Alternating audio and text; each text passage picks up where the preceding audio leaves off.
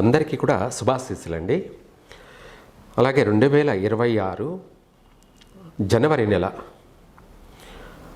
మనకు వృషభ రాశి మాసవారి ఫలితాలలో పుష్యమాసము అంటే డిసెంబర్ నెల, జనవరి నెల రెండు ఇంగ్లీష్ ప్రకారంగా కలవడం అంటే తెలుగు ప్రకారంగా మనకు ప్రధానం కాబట్టి పుష్యమాస ఫలితాలు.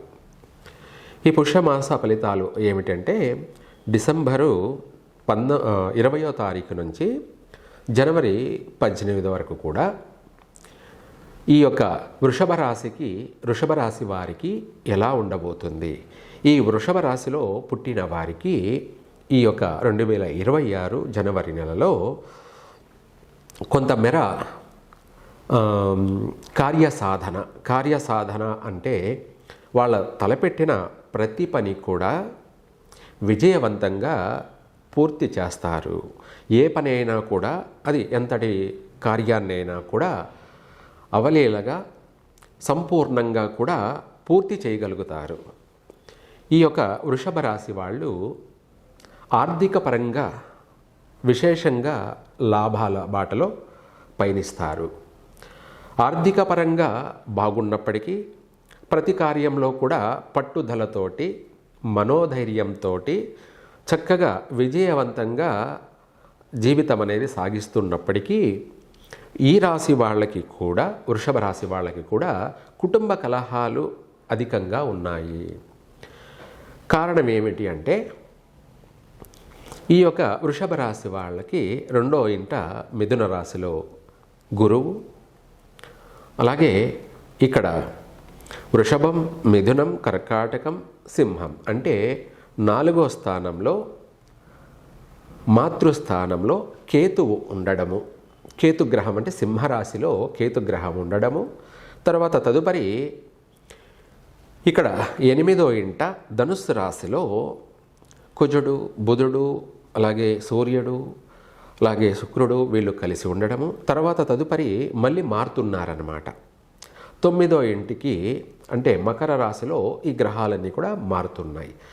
ఇక్కడ అష్టమంలోను, తదుపరి నవంలోను అంటే 9వ ఇంట పితృస్థానంలోను, మాతృస్థానంలో కేతువు, అలాగే అష్టమ స్థానంలోను తదుపరి మళ్ళీ వెంటనే నవమ స్థానంలో అంటే పితృస్థానంలో ఈ గ్రహాలు సూర్యుడు మనకు వీళ్ళు మారుతున్నారు కాబట్టి అందువల్ల పితృస్థానం అంటారనమాట.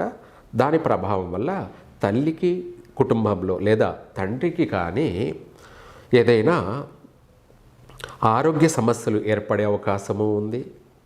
లేదంటే తల్లిదండ్రులకి ఏదైనా అనారోగ్యంతో నష్టాలు జరిగే అవకాశాలు ఉన్నాయి, ప్రాణ నష్టాలు జరిగేటువంటి సమస్యలు ఉన్నాయి.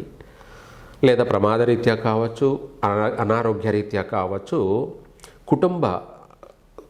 కుటుంబంలో అధికమైనటువంటి సూతకాలు ఏర్పడే అవకాశం కూడా ఉంది. కాబట్టి ఈ రాశి వాళ్ళు చాలా జాగ్రత్తగా వీలైనంత వరకు ఇంట్లోనే కుటుంబంలోనే కుంభరాశి వాళ్ళు కూడా మృత్యుంజయ హోమం జరిపించడం కానీ, లేదు అది కాకపోతే ఆంజనేయ స్వామి యొక్క అష్టోత్తరాలు పఠించడం కానీ ఇంట్లోనే కుటుంబంలోనే, అది ఉదయమైనా కావచ్చు లేదంటే సాయంత్ర సమయంలోనైనా కావచ్చు. ఆంజనేయ స్వామి యొక్క అష్టోత్తరాలు లేదంటే శతనామావళి లేదంటే హనుమాన్ చాలీసా ఇటువంటివి ఇంట్లోనే మీరే పఠించుకోవచ్చు. లేదా దేవాలయానికి వెళ్ళి కుటుంబం అంతా కూడా కలిసిమెలిసి సఖ్యతగా ఉండడానికి, కుటుంబ వ్యక్తులతోటి విరోధాలు లేకుండా అందరూ కలిసిమెలిసి సఖ్యతగా మెలగడానికి, భార్యాభర్తల మధ్య మంచి అవగాహన కలగడానికి, పిల్లలు అభివృద్ధి చెందడానికి, తల్లిదండ్రులకి ఎటువంటి హాని కలగకుండా వాళ్ళు చిన్న స్వల్పమైనటువంటి సమస్యతోటి చక్కగా బాగుపడడానికి మంచి అవకాశ మార్గాలు ఇవేనన్నమాట. దైవిక మార్గమే శాశ్వతమైనది ఈ వృషభ రాశి వాళ్ళకి. ఈ యొక్క పుష్యమాసంలో వీలైనంత వరకు కూడా దేవాలయాలను దర్శించండి. అందులోనూ ఆంజనేయ స్వామికి సింధూరం పట్టించడం కానీ, అంతకంటే మించి తమలపాకులతోటి స్వామివారికి అష్టోత్తరాలు జరిపించడం కానీ ఇక్కడ చాలామంది చేస్తూ ఉంటారు. అందులో ఏమిట్రా అంటే తమలపాకులతోటి అష్టోత్తరం జరిపించడం ఏమిటి అంటే 108 తమలపాకులు తీసుకొని 108 అష్టోత్తరాలకి కాను ఒక్కొక్క తమలపాకుతోటి ఎవరైతే ఈ వృషభ రాశిలో ఆరోగ్యరీత్యా బాధపడుతూ ఉన్నారో, లేదంటే అష్ట కష్టాలు అంటాం కదా అటువంటివి కానీ, లేదంటే భయ ఆందోళన కానీ, లేదంటే ఇతరులతో గొడవలు శత్రుత్వాలు ఉన్నటువంటి వాళ్ళు ఎవరైనా సరే మంగళవారం రోజు కానీ, లేదా శనివారం రోజు కానీ, లేదంటే ప్రతిరోజు కూడా వాళ్ళ యొక్క ఓర్పుతో ఉన్నవాళ్ళు ఎవరైనా సరే, లేదా కుదరని పక్షాన శనివారమో లేదా మంగళవారమో ఒక్కొక్క తమలపాకు తీసుకొని ఒక్కొక్క అష్టోత్తరాన్ని పఠిస్తూ వాళ్ళ కర్మ విమోచన అనేది, అంటే అష్ట కష్టాల నుంచి కూడా బయటపడడానికి ఒక తమలపాకు తీసుకొని ఓం ఆంజనేయాయ నమః అంటే శిరస్సు పైన తమలపాకును తగిలించి ఆయన పాదాల దగ్గర ఆ తమలపాకును ఉంచాలి. అంటే నా శిరస్సు అంటే ఏమిటి అంటే ఏలేనాటి శని కావచ్చు, లేదా అష్టమ శని కావచ్చు, అర్ధాష్టమ శని కావచ్చు, సరే ఇవి కాకపోయినా నరదృష్టి దోషం కావచ్చు, శత్రువుల యొక్క పన్నాగాలు కావచ్చు, వీటి అన్నిటి నుంచి కూడా మనకు చక్కగా అవి మనం నుంచి తీసేస్తున్నామన్నమాట. ఆ తమలపాకు ఆకుపచ్చనేటువంటి ఆ తమలపాకు శిరస్సును తగిలించడంతో మన శిరస్సు అందంగాను అలాగే కలగాను అభివృద్ధి మార్గానికి రూపాంతరం చెందుతుంది. మన శిరస్సు పైన ఉన్నటువంటి సమస్త దోషాలను కూడా తీసి ఆ ఆంజనేయ స్వామి పాదాల చెంతన పెడుతున్నామంటే నా శిరస్సు నీ యొక్క పాదాలకి అర్పితం అని. అలా ఒక్కొక్క తమలపాకుని తర్వాత రెండో ఆకు సిక అంటే పిలకకి, మూడో ఆకు ఏమిట్రా అంటే విధిరాతకి, ఇలా మూడో ఆకును తీసుకొని ఇలా, నాలుగో ఆకును తీసుకొని ఓన్లీ జ్ఞానానికి, ఐదో ఆకును తీసుకొని ఇంకొక జ్ఞానానికి, అలాగే ఆరో ఆకు తీసుకొని కుడి కన్నుకు తగిలిచ్చి స్వామివారికి పెట్టడం, ఏడో ఆకు తీసుకొని ఎడమ కన్నుకు తగిలిచ్చి పెట్టడము, ఎనిమిదో ఆకును చూసి సూర్యనాడికి తగిలిచ్చి పెట్టడము, అలాగే చంద్రనాడిని, ఇలా మనకు 108 ఆకులతోటి మన శరీర అంగాంగాలని తగిలిస్తూ ఆ స్వామివారి చెంతన పెట్టినట్టు అయితే మనకు సమస్త గ్రహపీడలు పూర్తిగా సమూలంగా వైదొలిగిపోతాయి. నవగ్రహ పీడలన్నీ కూడా వైదొలిగిపోతాయి. అలాగే ఇంకా కూడా చెప్పాలి అంటే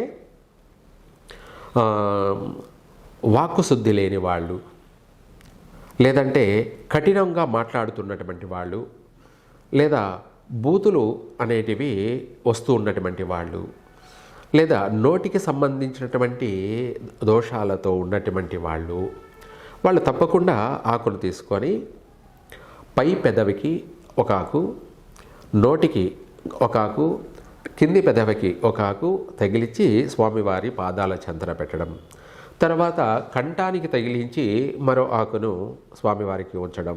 లేదా భయపడుతూ ఉంటారు ప్రతిదానికి, పిల్లలు కావచ్చు, చిన్నపిల్లలు కావచ్చు, లేదంటే పెద్దవాళ్ళు కావచ్చు, భయపడుతూ తరచుగా నిద్రలో పీడకలలు వస్తూ ప్రతిదానికి ఆందోళన చెందుతూ కంగారు పడుతూ భయపడిపోతూ ఉన్నటువంటి వాళ్ళు ఎవరైనా సరే, అటువంటి వాళ్ళు తమలపాకును తీసుకొని వక్షస్థలానికి, మళ్ళీ ఇంకొక ఆకును తీసుకొని రెండో వక్షస్థలానికి, మూడో ఆకును తీసుకొని ఆత్మకి, నాలుగో ఆకును తీసుకొని కుడి భుజానికి, అలా ఇంకొక ఆకును తీసుకొని ఎడవ భుజానికి, ఇలా అనేక విధాలుగా మనం ఆ యొక్క తమలపాకుతోటి స్వామివారికి అష్టోత్తరం చేస్తూ, ఇదే కాకుండా కడుపుకు సంబంధించినటువంటి అనారోగ్య సమస్యలు ఉన్నవాళ్ళు, గర్భవతులుగా ఉన్నటువంటి స్త్రీలు ఆ యొక్క కడుపు పండడానికి,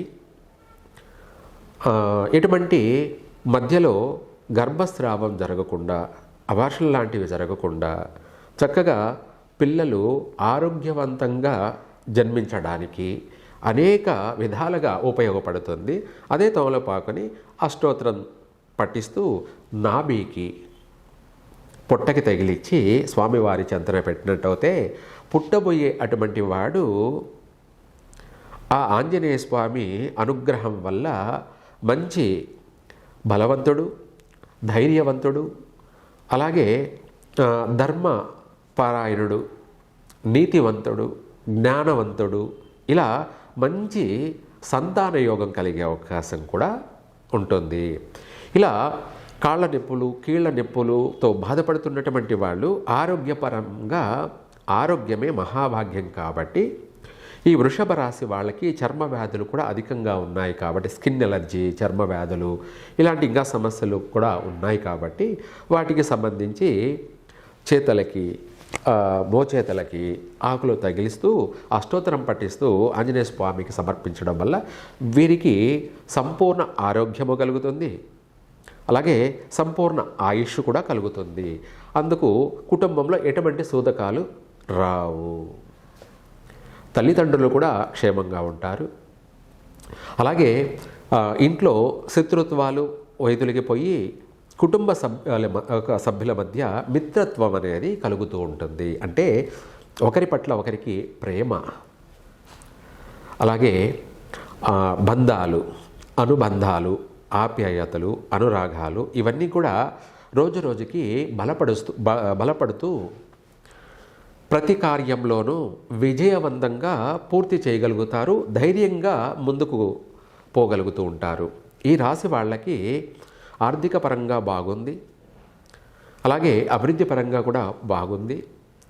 కుటుంబ కలహాలు, సమస్యలు అనేటివి ఉండడం వల్ల వీటి నుంచి మనము అభివృద్ధి చెందడానికి ఈ యొక్క పుష్యమాసంలో 2026 జనవరి నెలలో మనం అనుకున్న పని పూర్తిగా కొనసాగించుకొని అనుకున్నది అనుకున్నట్టు సాధించుకోవడానికి ఈ విధంగా పాటించండి, విశేషంగా కలిసి వస్తుంది.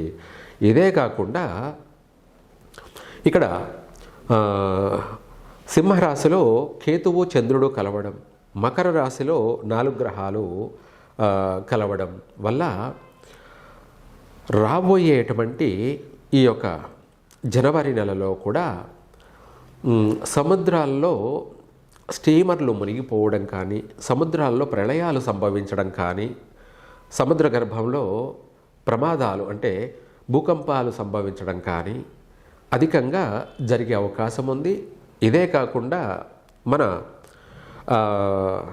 తమిళనాడు ప్రాంతంలో కూడా, తమిళనాడు, కేరళ ప్రాంతాల్లో ఏదైనా సరే సముద్రాలకు సంబంధించినటువంటి ఇబ్బందులు ఎదురవ్వడం కానీ, లేదంటే ఫ్లైట్లకు సంబంధించి ప్రమాదాలు సంభవించే అవకాశాలు కూడా ఉన్నాయి. తమిళనాడు, కేరళ ఈ 2 ప్రాంతాలలో కూడా ప్రమాదాలు అధికంగా సంభవించే అవకాశం ఉంది. కాబట్టి ప్రజలందరూ కూడా అప్రమత్తులై ఉండండి, జాగ్రత్తగా మసులుకోండి. మీరు క్షేమంగా ఉంటే అన్నీ బాగున్నట్టే. గ్రహాలు అనుకూలంగా లేనప్పుడు అనుకూలంగా మనం మార్చుకోవడానికి కూడా మార్గాలు ఉన్నాయి.